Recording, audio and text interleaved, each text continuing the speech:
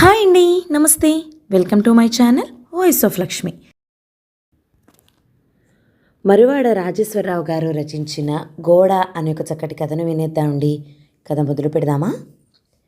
జగదీశ్వరరావు గారి రెండంతస్తుల పచ్చమేడ వెనుక పెద్ద తోట, రంగురంగుల పువ్వుల తోట, ఒక పక్క కూరగాయల మొక్కలు కూడా ఉన్నాయి. తోట వెనుక మసిబారినట్టు ఎండిపోయిన తాటాకు గుడిసెల పేట. ఆ పేటలో గుడిసెలు లేని చోటల్లా బురద. వాన వల్ల వచ్చింది కాదు. ఇరుగ్గా ఉన్న ఆ గుడిసెలకి డ్రైనేజీ స్కీమ్ వేసే శ్రద్ధ, ఓపిక సదరు అధికారులకి లేని కారణం చేత ఋతువుల్ని బట్టి కాక అక్కడ నివసించే వాళ్ల జీవన విధానాన్ని బట్టి ఎప్పుడూ బురద. బురదతో నిండిన గుడిసెల పేటకి, రంగుల పువ్వులతో నిండిన అద్దాల తోటకి మధ్య పేదవాళ్లకి గొప్పవాళ్లకి మధ్యనున్నంత పెద్ద గోడ ఉంది. ఆ గోడ అడుగున్నర మందాన 10 అడుగుల ఎత్తున ఉంది. తోటలో ఉన్న అందాలు కానీ, మత్తెక్కించే సౌరభాలు కానీ అవతలి వైపుకి చేరుకున్నాను.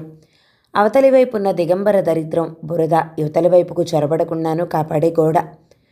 తోటవైపున్న గోడకి పచ్చని సున్నం వేశారు. గోడ పైభాగాన గాజు పింకులు, రేకు ముక్కలు తాపడం పెట్టారు. పేట వైపున్న గోడ నిండా పిడకలు. పిడకలు లేనప్పుడు ఎండిన పేడపెచ్చులు. ఆ గోడ ఎత్తుగా ఉండటం వలన కొద్ది దూరంలో ఉన్న మెయిన్ రోడ్డుకి కూడా స్పష్టంగా కనిపిస్తుంది. పేటలోని గుడిసెల మధ్య ఒక చిన్న గుడిసెలో 70 ఏళ్ల ముసలామె ఉంటోంది. 10 ఏళ్ల కిందటే ఆవిడ మొగుడు పోయాడు. మరో 2 ఏళ్లకే ట్రైన్లో పనిచేస్తున్న ఒక్కగానొక్క కొడుకు ప్రమాదంలో చచ్చిపోయాడు. తర్వాత ఏడాది తిరగకుండానే కోడలెవరితోటో లేచిపోయింది. ఆ గుడిసె స్థిరాస్తిగాను, రెక్కల కష్టం చరాస్తిగాను అక్కడక్కడ అట్లు తోముకుంటూ 4 ఏళ్ల కిందటి వరకు ఈడ్చుకొచ్చింది ముసలమ్మ. రెక్కల్లో సత్తువు కూడా పోయేసరికి రోడ్డు మీది పేడ తట్టలోకెత్తుకుని పేటవైపున్న జగదీశ్వరరావు గారి గోడ మీద పిడకలు పెట్టుకుని అమ్ముకుంటూ బతుకుతోంది.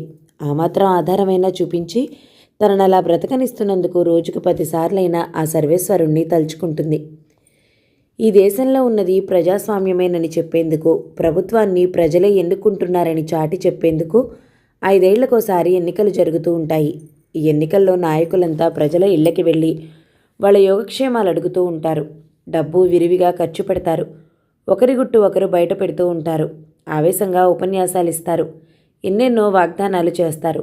కార్లలో మైకులు పెట్టుకుని అరుస్తూ తిరుగుతారు. ఇవన్నీ ముసలమ్మను అంతగా బాధ పెట్టలేదు. ఒకరోజు తెల్లవారగానే పేడ కోసం తట్టపట్టుకు బయలుదేరిన ముసలమ్మ గోడవైపు చూసి ఆశ్చర్యంతో నోరు తెరుచుకుని అలాగే ఉండిపోయింది. గోడలాగా లేదు, రంగుల సినిమా ఆడుతున్న తెరలాగా ఉంది. పోస్టర్ల మీద పెద్ద పెద్ద అక్షరాలు, రకరకాల బొమ్మలు. పిడకలు పెట్టుకోవడానికి అంగుళం మేర కూడా మిగిల్చకుండా కాగితాలు అంటించేశారు. మహాత్ముల శాంతి బోధనల్లాగా, పోలీసు మంత్రి అహింసా ప్రవచనాల్లాగా, కోటీశ్వరుడు సోషలిజానికి ఇచ్చిన నిర్వచనంలాగా, ఆధునిక అభ్యుదయ కవి శృంగార కవిత్వంలాగా. ఆ రంగులు, ఆ అక్షరాలు, ఆ బొమ్మలు కలగాపులగంగా హడావిడిగా చూడ్డానికి అందంగానే ఉన్నా ఆకలి బాధ తెలిసిన ముసలమ్మకి పిడకలు పెట్టుకోకపోతే కడుపు నింపుకునే మార్గం లేదు కనుక వాటివైపు కోపంగాను అసహ్యంగాను చూసింది. నాకేటి, ఆటి మీదే పిడకలెట్టుకుంటాను, ఎవరు అడ్డమొస్తారో చూస్తాను అంటూ కుడి చేత్తో తట్ట పట్టుకుని ఎడంచెయ్యి ఊపుకుంటూ పేడ కోసం బయలుదేరింది. గోడ మీద పోస్టర్లు అంటించింది తెల్ల జెండా పార్టీ వాళ్ళు. వాళ్ళకి ప్రజాస్వామ్యం మీద అపరిమితమైన విశ్వాసం, గౌరవం ఉన్నాయి. మిగతా పార్టీల వాళ్ళకి లేవని గాఢంగా నమ్ముతుంది ఆ పార్టీ. ఆ పార్టీ తాలూకు ప్రజాస్వామిక హక్కుల్ని కాపాడేందుకు చాలామంది రౌడీలున్నారు. వాళ్ళు పార్టీ వర్కర్లు అనబడతారు. ఆ పార్టీకి దేశం అంతటా మతాధికారుల, కోటీశ్వరుల మద్దతుంది. ఆ పార్టీ నాయకులు పుట్టిన దగ్గర నుంచి ప్రజల్నే ఉద్ధరిస్తూనే ఉంటారు. ఊళ్ళో పొజిషన్ చూసుకుంటూ వచ్చిన పార్టీ వర్కర్లు గోడవైపు చూసి ఆశ్చర్యంతో అలాగే నిలబడిపోయారు. పోస్టర్ల అంచులు మాత్రమే కనిపిస్తూ గోడ నిండా వరుసగా పిడకలు పేర్చి ఉన్నాయి. పిడకలు పెట్టిన ముసలమ్మ గోడ నీడలో తాపీగా చుట్టకాలుస్తూ కూర్చుంది. ఎవరు పెట్టారా పిడకలు అంటూ గర్జించాడు ఒక వర్కర్. నానే బాబు, ఏటలా ఎగిరిపోతున్నావు అంటూ కసిరింది ముసలమ్మ. ఏటి దౌర్జన్యం ముసలమ్మ, మా కాగితాల మీద పిడకలెట్టినావు? నాదా దౌర్జన్యము? నాను పిడకలెట్టుకుని గోడ మీద కాగితాలు అంటించి నా కడుపు కొడితే నాకేటొస్తుందిరా? నడు నడు. పార్టీ వర్కర్లకి ముసలమ్మకి చాలాసేపు తగువైంది. చుట్టూ చాలామంది మూగారు. మూగిన వాళ్ళు వింత చూస్తూ నిలబడ్డారే కానీ ఎటువైపు ముగ్గు చూపించలేదు. నిస్సహాయరాలైన ముసలమ్మ ఎక్కువసేపు దెబ్బలాడలేకపోయింది. ఆవిడ అడ్డుపడితే వెనక్కి తోసేసి ఇనుపరేఖతో గోడ మీద పేడ ముద్దల్ని గోకేసి మళ్ళీ పోస్టర్లు అంటించి వెళ్ళిపోయారు వర్కర్లు. ముసలమ్మ ఏడుపు చూస్తే కొందరికి నవ్వొచ్చింది. మరింతగా ఏడిపించబుద్దయింది. కొందరు ఓదార్చారు. ఒకరిద్దరికి మాత్రం పార్టీ వర్కర్ల మీద విపరీతమైన కోపం వచ్చింది. ఏమీ చేయలేక ఊరుకున్నారు. ముసలమ్మకి 3 రోజుల నుండి తిండి లేదు. గుడిసెల్లో ఒక్కత్తి మూర్చు కూర్చుంది. కాళ్ళు చేతులు మొద్దుబారినట్లయిపోయి నీరసంగానూ మగతగానూ ఉంది. ముడతలు పడి తడారిన చర్మం పొట్టులాగా ఉంది.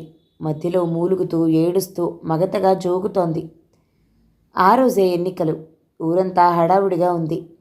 పార్టీల వర్కర్లు జనాన్ని రిక్షాలెక్కించుకుని లారీల మీద, బస్సుల మీద, ట్యాక్సీల మీద తీసుకుపోయి ఓట్లేయించుకుంటున్నారు. కొందరు మళ్ళీ వెళ్ళి ఎవరెవరి ఓట్లో వేసేస్తున్నారు. కొందరు ఓటు ఖరీదు గురించి బేరాలాడుతున్నారు. బూతులు తిట్టుకుంటున్నారు. మూలల నుంచి మనుషుల్ని ఎత్తుకొస్తున్నారు పార్టీల వర్కర్లు. సాయంత్రం అవుతూ ఉండగా తెల్ల జెండా పార్టీ వర్కర్ ముసలమ్మ గుడిసెలోకి ప్రవేశించాడు. ముసలమ్మ, ఓటేసావా? ఎవరు? గుణుగుతున్నట్లుంది ముసలమ్మ. పద కారొచ్చింది, ఓటెద్దు గాని పద. తెల్ల జెండాకే ఓటెయ్యి. నాను రాలేను బాబు. నేను తీసుకెళ్తాను కదా ముసలమ్మ అంటూ 2 చేతులతోనూ ఎత్తుకుని తీసుకెళ్ళి జీపులో కూర్చోపెట్టాడు. నాను చచ్చిపోతున్నాన్రా కొడకా, నన్నొగ్గరా భగవంతుడా అంటూ ఏడుస్తోంది ముసలమ్మ. ఈ ఆల్తో ఆఖరి రోజు ముసలమ్మ, రేపటి నుంచి నీ గోడ మీద పిడకలెట్టుకుందులే. తెల్ల జెండా పార్టీ వర్కర్ని అప్పుడు పోల్చుకుంది ముసలమ్మ. ఓటేట్రా మొద నష్టపోడా, నా కడుపు కొట్టి నన్నే ఓటేయమంటున్నావురా సచ్చినోడా. నీ ఓటు కోసం నన్ను చంపినావు కదరా. నన్నొదులు, నాకే ఓటు వద్దు, నాకే కార్లు వద్దు, నన్నొగ్గేసిపో. ముసలమ్మ అరుస్తూ ఉండగానే జీపు పోలింగ్ బూత్ దగ్గర ఆగింది. అందరూ దిగారు. దిగి ముసలమ్మ, ఓటేయి తెల్ల జెండాకే. ముసలమ్మ జీపు దిగింది కానీ ఓటేయటానికి ఒప్పుకోలేదు. ఎన్ని చెప్పినా ఎంత బతిమాలినా ముసలమ్మ వినలేదు. ఒక్కర్తి గుడిసె వైపు తడుముకుంటూ తూలుకుంటూ నడిచింది. నేల మీదకి వంగి ఏదో జంతువు పాకుతున్నట్లు నడుస్తోంది. రేపటి నుంచి మళ్ళీ పిడకలు పెట్టుకోవచ్చు. ఒంట్లో ఏమాత్రం సత్తువ లేకపోయినా ఆ సంతోషంతో, ఆ ఆశతో మెల్లిగా నడుస్తోంది. ఎన్నికల హడావిడి చూసిన ఒక రేడియో కంపెనీ ఏజెంట్కి ఆ గోడ బాగా నచ్చింది. మెయిన్ రోడ్డు మీదకి స్పష్టంగా కనిపిస్తుంది. జగదీశ్వరరావు గారిని కలుసుకుని తమ రేడియో కంపెనీ అడ్వర్టైజ్మెంట్కి కాను ఆ గోడని అద్దెకి తీసుకుంటూ అగ్రిమెంట్ మీద సంతకం చేశారు. ఎన్నికల రోజు సాయంత్రం గోడ మీద పోస్టర్లన్నీ పీకించేసి కుదురుగా అందమైన పెద్ద అక్షరాలతో ఆ కంపెనీ రేడియోలనే కొనాలి అని రాస్తూ ఉండగా మసకగా కనిపిస్తున్న కళ్ళలో నుంచి ఆ దృశ్యం చూసిన ముసలమ్మ ఓపిక లేక అలాగే కూలబడిపోయింది. ఆ గోడ స్వతంత్ర భారతదేశంలాగా ఉంది. కథ సమాప్తం. ఈ కథ కనుక మీకు నచ్చినట్లయితే లైక్ చేయండి, షేర్ చేయండి, మంచి కామెంట్ చేయండి. మన ఛానల్ని తప్పకుండా సబ్స్క్రైబ్ చేయండి. Thank you so much for watching. నమస్తే.